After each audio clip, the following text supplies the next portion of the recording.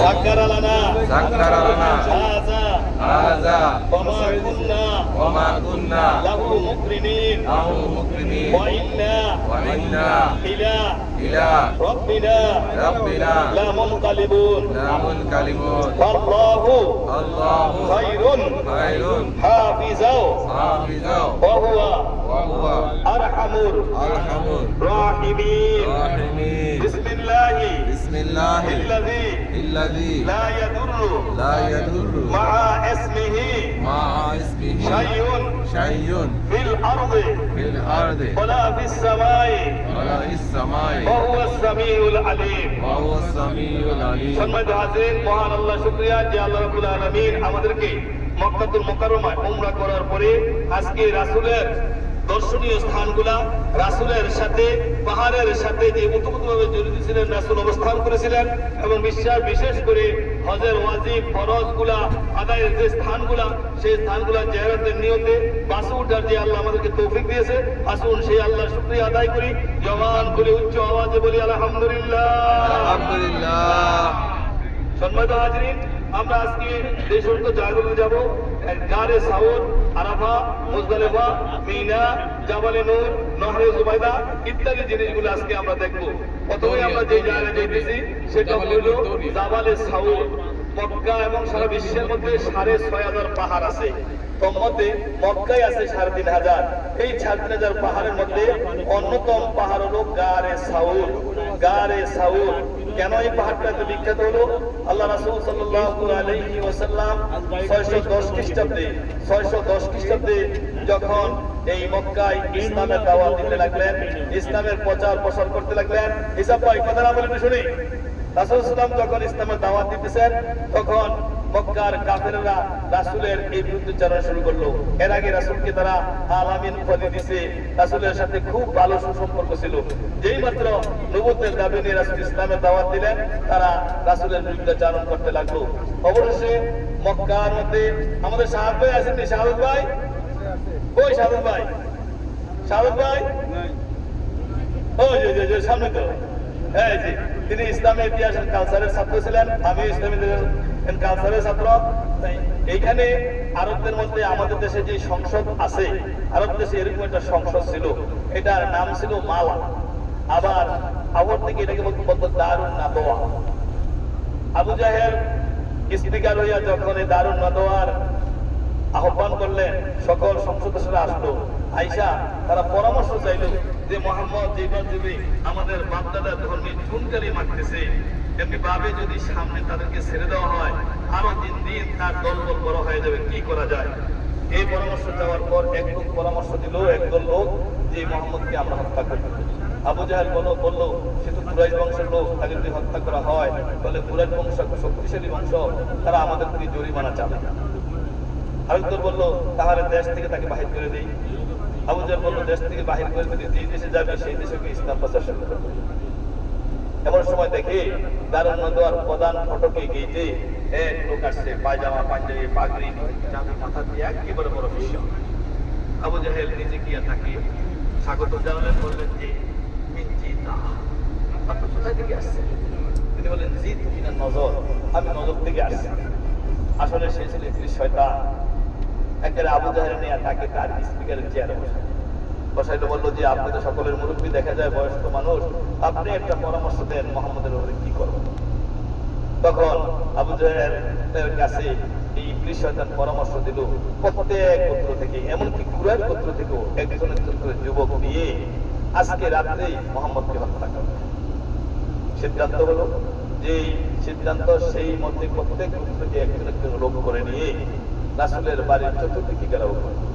ইতিমধ্যে রাসূলের বাড়িটা আপনারা হয়তো কেউ দেখছেন বা অনেকেই দেখেন নাই, আমরা সাফা মারজে ছাই করছি। তারপরে হলো আবু জাহেলের বাড়ি, আবু জাহেলের বাড়ির পরে রাসূলের বাড়ি। এই রাসূলের বাড়ির চতুর্দিকে ঘেরাও করার পরে হযরত জিবরাইল আলাইহিস সালাম আসলেন, আয়েশা বলেন ইয়া রাসূলুল্লাহ, ইয়া হাবিবাল্লাহ, এই রাত্রিবেলা আপনার কাছে আসছি, এজন্য আল্লাহর হুকুম আজকে আপনি মক্কা থেকে মদিনায় হিজরত করুন এবং কিছু মাটি দিবেন, কিছু মাটি দিল। ইব্রাহিম আছে কিছু বালি মাটি দিল, দিয়া বললেন হে রাসূল, এই বালিগুলো আপনি কাফেরদের দিকে নিক্ষেপ করুন। আল্লাহ রাসূল সাল্লাল্লাহু আলাইহি ওয়াসাল্লাম আলামিন অনেক কাফের মুশরিকের টাকা পয়সা আমানত রাসূলের কাছে ছিল। হযরত আলী রাদিয়াল্লাহু তাআলা আনহু রাসূলের সাথে ছিলেন, তাকে এই টাকা পয়সা যত কিছু ছিল রাসূলের কাছে মানুষের আমানতগুলা আলী রাদিয়াল্লাহু তাআলার কাছে দিয়ে গেলেন, দিয়ে বললেন যে আমি মদিনা যাইতেছি, তুমি এটি আগামী দিন সকালে সকলের কাছে বন্টন করে দিয়ে যার জিনিস তার কাছে দিয়ে তুমি মদিনায় চলে এসো। আল্লাহ রাসূল সাল্লাল্লাহু আলাইহি ওয়াসাল্লাম এই কথা বলে যে বালুগুলা তিনি একদিকে ঢিল মারলেন। আল্লাহ কোরআনে বলেন ওয়ামা রামাইতা ইয রামা ওয়ালাকিন্নাল্লাহ রামা। হে রাসূল, বালু নিক্ষেপ করার দায়িত্ব ছিল আপনার, প্রত্যেকটা কাফেরের চোখে মুখে বালু পৌঁছায় দেওয়ার দায়িত্ব ছিল আমি আপনার। রাসূল একদিকে মারছেন, চতুর্দিকে কাফেরের চোখে গিয়ে বালু নিক্ষেপ, তারা চোখ দলতেছে, আর এই চোখ দল অবস্থায় তাদের মাঝে দিয়ে রাসূল সাল্লাল্লাহু আলাইহি ওয়াসাল্লাম বাইরে হয়ে গেলেন, তারা কেউ বুঝলো না দেখলো। আল্লাহ রাসূল আবু জেলের বাড়ির কাছ দিয়ে আইসা, কাবার কাছে আইসা যে হিলটন টাওয়ারটা আপনাদের দেখাইছি, হযরত আবু বকর রাদিয়াল্লাহু তাআলা আনহুর বাড়ি, অনেকে সেখানে এখন নামাজও পড়তেছেন চারতলায়। মহিলাদের একটা মসজিদ আছে, আপনারা যাইয়েন সেই মসজিদে নামাজ পড়তে খুব ভালো লাগবে। সেই বাড়িতে আসলেন, আইসা যখন আবু বকরকে ডাক দিলেন, ইয়া আবু বকরকে ডাক দিলেন, লাব্বাইকা ইয়া রাসূলুল্লাহ। রাসূল আবু বকরকে একটা ডাক দেওয়ার সাথে সাথে এত রাতে গভীর রাতে দরজা খুলে দিলেন। আল্লাহ রাসূল আশ্চর্য হয়ে গেলেন, বলেন ইয়া আবু বকর লা তানাম, আপনি কি ঘুমান নাই? আবু বকর বললেন ইয়া রাসূলুল্লাহ ইয়া আল্লাহ হুজুর, বহুদিন আগে আপনি বলেছিলেন আবু বকর মক্কার পরিস্থিতি ভালো না, যদি আমার হিজরত করতে হয় তাহলে মক্কা ছেড়ে মদিনায় যখন হিজরত করব তখন তুমি আবু বকরকে আমি সাথে বানাই। সেই থেকে আমি রাসূল ঘুমাই নাই, সারা রাত্রি এই দরজার সাথে পিঠটা ঠেস দিয়ে আমি দাঁড়িয়ে থাকতাম, আপনি রাসূল কখন আসবে। অবশ্যই আসছেন। আল্লাহ রাসূল সাল্লাল্লাহু আলাইহি ওয়াসাল্লাম আবু বকরকে সাথে নিয়ে মদিনা ছিল উত্তর দিকে, কিন্তু উত্তর দিকে গেলেন না, দক্ষিণ দিকে এই গারে সাউরে আল্লাহ রাসূল সাল্লাল্লাহু আলাইহি ওয়াসাল্লাম উঠলেন। এমনকি কথিত আছে যে আল্লাহ রাসূল যখন উপরে উঠলেন, উঠার সাথে সাথে মাকড়সা জাল বুনে ফেললো এবং কবুতর ডিম পেড়ে ফেললো। আবু জাহেল সহ কয়েকটা গ্রুপ আবু বকর বাড়ির রাসূলকে যখন পেল না, না পেয়ে তারা আবু বকর বাড়িতে আসলো। আয়েশা হযরত আবু বকর রাদিয়াল্লাহু তাআলার ছোট্ট মেয়ে আসমা বিনতে আবু বকর, যিনি রাসূল সাল্লাল্লাহু আলাইহি ওয়াসাল্লামের পরবর্তী শালিকা ছিলেন হয়েছিলেন, সে আবু আসমাকে জিজ্ঞাসা করলো আইনা আবাকা, তোমার পিতা কোথায়? সে বলল লা আফহামু, আমি জানি না, লা আলামু, আমি বুঝি না, আপনি কোথায় গেছেন আমি তো জানি না, লা আদরি। এই কথা বলার পর তাকে থাপ্পড় গালের মধ্যে মারলেন, সাথে সাথে তিনি মাটিতে উঠে পড়লেন। এমনকি আবু বকর ঘোষণা দিল যে মুহাম্মদকে জীবিত অথবা মৃত এনে দিতে পারবে আবু বকরকে সহ, তাকে 100 তেজি পুরস্কার দাও। পুরস্কারে আশায় মক্কার যুবকরা চতুর্দিকে ঘুরতে লাগলো, হর্ণ হয়ে তারা খুঁজতে লাগলো। আর রাসূল সাল্লাল্লাহু আলাইহি ওয়াসাল্লাম এই 3 দিন গুহার মধ্যে অবস্থান করেছিলেন। এই 3 দিন অবস্থান করার কারণে তাদের জন্য খানার ব্যবস্থা করেছেন আসমা রাদিয়াল্লাহু তাআলা আনহা, বাড়ির থেকে খানা পাকাইয়া তিনি খানা নিয়া সেই পাহাড়ের মধ্যে উঠে উঠে আবু বকর রাদিয়াল্লাহু তাআলা আনহুকে রাসূল সাল্লাল্লাহু আলাইহি ওয়াসাল্লামকে খানা পরিবেশন করছেন। 3 দিন পরে তারা অবশ্যই চতুর্দিকে না পেয়ে তারা এই গারে সাউরে আসলো। আয়েশা একেবারে গুহার দ্বার প্রান্তে গিয়ে বসে গেল। আবু বকর রাদিয়াল্লাহু তাআলা বলছেন ইয়া রাসূলুল্লাহ, ইয়া হাবিবাল্লাহ, হুজুর গো, কাফেররা তো আমাদের কাছে এসে গেছে, তাদের জুতার খটখটানি আওয়াজ আমি পাইতেছি। আল্লাহ রাসূল বললেন ইয়া ওয়াকাল্লা তাহজান, তুমি চিন্তা করো না, ইন্নাল্লাহ মা'ানা, নিশ্চয়ই আল্লাহ আমাদের সাথে আছেন। আর পরক্ষণে একেবারে কাছে যাওয়ার পর দেখি কবুতরের ডিমের মধ্যে তা দিতেছে, মাকড়সা জাল বুনাইয়া রাখছে। কাফেররা কয় ও এটা তো পুরান গুহা, কোন মানুষ যায় নাই, যদি মানুষ যাইতো, আবু বকর মুহাম্মদ যাইতো, তাহলে জালগুলা ভাঙে যেত গা এবং মাকড়সার কবুতরের ডিমগুলা তাও না দিয়া ঘুরিয়া যেত। এটা পুরান গুহা, আসল চলে যায়। কাছে গিয়েও আর রাসূলের কাছে যেতে পারলো না, আবু বকরকে ধরতে পারলো না, নিচে নেমে আসলো। আল্লাহ যাকে রক্ষা করে এইভাবেই রক্ষা করে, কারো কোনো সাধ্য নাই ক্ষতি করা। আল্লাহ রাসূল সাল্লাল্লাহু আলাইহি ওয়াসাল্লাম যখন সেই গুহা গেলেন, কথিত আছে সেই গুহার মধ্যে একটা বীরধর সাপ ছিল। অনেক দিন আগ থেকে সে শুনেছে তাওরাত ইনজিল যুগে আল্লাহ রাসূল শুধু মানুষের নবী ছিলেন না, জিনের নবী ছিলেন না, 18,000 মাখলুকাতের কুল কায়নাতের নবী ছিলেন। সেই একটা সাপ, সে শুনছে মুহাম্মদ সাল্লাল্লাহু আলাইহি ওয়াসাল্লাম মক্কা থেকে মদিনায় হিজরত করবেন, যাওয়ার পথে গুহায় আসবেন। রাসূলকে দেখার জন্য, রাসূলের দিদার পাওয়ার জন্য তখন থেকে এখানে অবস্থান করতেছে। কিন্তু আবু বকর রাদিয়াল্লাহু যখন সাথে নিয়ে আসলে এই গর্তের সবগুলা মুখ বন্ধ করা হলো, বিভিন্ন নেকড়া বা কিছু দিয়ে একটা গর্তের মুখ বন্ধ করার কিছু পাইলেন না, পায়ের বিদ্যাঙ্গুলি দিয়ে পায়ের বিদ্যাঙ্গুলো চেপে ধরে রাখলেন। আর আল্লাহ রাসূল তখন আবু বকর রাদিয়াল্লাহু তাআলার পুরো উপর মাথা দিয়ে একটু আরাম করতেছে। ইয়া হাবিবি আইনা সাউদ, আরাম করতেছে। কিছুক্ষণ পর সাপ গর্ত থেকে বাইরে হওয়ার চেষ্টা করতেছে, বাইরে হতে পারে না। অবশ্যই আবু বকর রাদিয়াল্লাহু তাআলা পায়ে দংশন করে সাপ বাহির হইল। আবু বকর রাদিয়াল্লাহু তাআলা সাপের বিষে চোখ দিয়ে পানি পড়তেছে। মানুষের চোখের পানি গরম। অবশ্যই এক ফোঁটা পানি যখন রাসূলের গায়ে পড়লো, আল্লাহ রাসূল জাগ্রত হয়ে গেলেন। জাগ্রত হয়ে জিজ্ঞাসা, ইয়া আবু বকর লামা তাবকা, আপনি কেন কাঁদেন? আবু বকর বলল, ইয়া রাসূলুল্লাহ, ওই দেখেন সাপ, এই সাপ আমাকে দংশন করছে। আল্লাহ রাসূল বললেন, সাপকে বললেন, তুমি কেন আবু বকরকে দংশন করলা? সাপ বলল, হুজুর আপনার দিদার পাওয়ার জন্য অনেক দিন অবস্থান করতেছি, আপনাকে পাই না। অবশেষে মহেন্দ্রক্ষণ উপস্থিত হয়েছে, সময় উপস্থিত হয়েছে, আমি আপনার দিদার পাওয়ার জন্য শুধু আসছি। না পাইয়ে ঘর থেকে বাইরে যেতে না পেরে অবশেষে আবু বকরকে আমি দংশন করছি, আমাকে মাফ করে। আল্লাহ রাসূল সাপকে মাফ করলেন। রাসূলের থুতু মুবারক দিয়ে, রাসূলের থুতু মুবারক আবু বকর দংশন লাগানোর পর সাথে সাথে বিষের জ্বালা বাবা হয়। আল্লাহ রাসূল সাল্লাল্লাহু আলাইহি ওয়াসাল্লাম সকলের নবী ছিলেন। আমরা গারে সাউরে এসে গেছি, গারে সাউরে এসে গেছি। আসুন আমরা সকলে নেমে আমরা দেখি মানুষগুলো কিভাবে উঠতেছে, সেই জায়গাটা দেখি আমাদের চোখগুলোকে শীতল করি, মনটাকে ঠান্ডা করি। হয়তো অনেকের জীবনে আশা হবে না। এই সময় স্যার গারে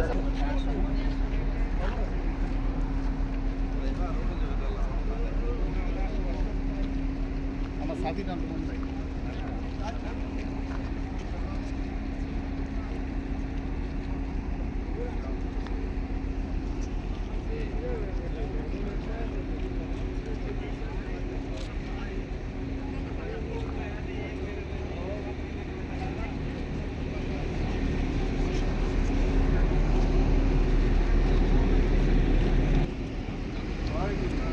হাজি সাহেবরা এদিকে আসেন, তাল তাল হাহুনা এ হাজি। আপনি দেখেন সবচেয়ে উঁচু পাহাড় মক্কার মধ্যে, খারাপ পাহাড় হলো সবচেয়ে জাবালে নূর। এই পাহাড়টার মধ্যে আল্লাহ রাসূল সাল্লাল্লাহু আলাইহি ওয়াসাল্লাম এদিক দিয়ে এসে নিচে দিয়ে একটু পথের মতো আছে, এইখানে এসে একটু কিভাবে এসে পাহাড় উঠেছে। ওই দেখেন সাদা টুকটুক, এগুলি মানুষ উঠতেছে, কিন্তু সাদা টুকটুক মানুষগুলো পিঁপড়া দেখা যায় হেলে উঠে। ওই যে পাহাড়ের উপরে দুইটা বড় পাথর দেখা যায়, দেখছেন? এই যে সাদা একটু দেখা যায় নেই, এইটা দিয়ে নামতে হয়, এটা দিয়ে ওইটা লাইমা তারপরে এই গর্তটার ভিতরে ঢুকতে হয়, সেই গুহার মধ্যে ঢুকতে হয়। প্রায় 4-5 জন মানুষ জায়গা হয়, অত্যন্ত শীতল নাতিশীতোষ্ণ একটা জায়গা, খুব শীত না গরমও না, খুব আরামদায়ক একটা জায়গা। সেইখানে আমি 2 রাকাত নামাজ পড়ছি, সূরা ইয়াসিন সহ অনেক দোয়া কালাম করেছি। আল্লাহ সুযোগ দিয়েছে, তৌফিক দিয়েছে। দোয়া করি যারা ইয়ং আছে, যুবক আছে, তারা যেন উঠতে পারে, উঠে তারাও দোয়া আমাদের সাথে দোয়া করবে ইনশাআল্লাহ। কবে যেটা সকালবেলা 2 লিটার পানি, 2 লিটার জুস সহ কিছু খাবার নিয়ে ইনশাআল্লাহ উঠে যান, বিসমিল্লাহ বলে। এখানে 3 দিন ছিলেন এখানে, এই জাবালে সাওর। এই জন্য এই পাহাড়টা এত বিখ্যাত। সকল লোক দেখছে না গাড়ি কি হয়, সকল লোক আসতেছে যাইতেছে সারা বছর।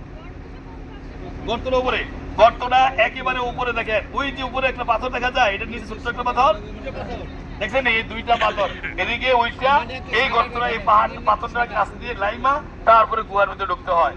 4-5 জন মানুষ জায়গা হয় গুহার ভিতরে, খুব আরামদায়ক জায়গা। আল্লাহ রাসূল চিন্তা করেন, আমার উঠতে লাগছে 1.5 ঘন্টা, নামতে লাগছে 2 ঘন্টা। আল্লাহ রাসূল কেউ সেখানে উঠছেন, খানা নিয়ে গেছে। আবু বকরের মেয়ে খাবার নিয়ে গেছে। হ্যাঁ, আবু বকরের পরবর্তী রাসূল শালিক হয়েছিল। হ্যাঁ, ওই যে যাকে থাপ্পড় মারছে সেই খাবার নিয়ে গেছে। সে উঠলো কিভাবে? আল্লাহ আল্লাহ, কিভাবে উঠছে সেই চিন্তা। হ্যাঁ,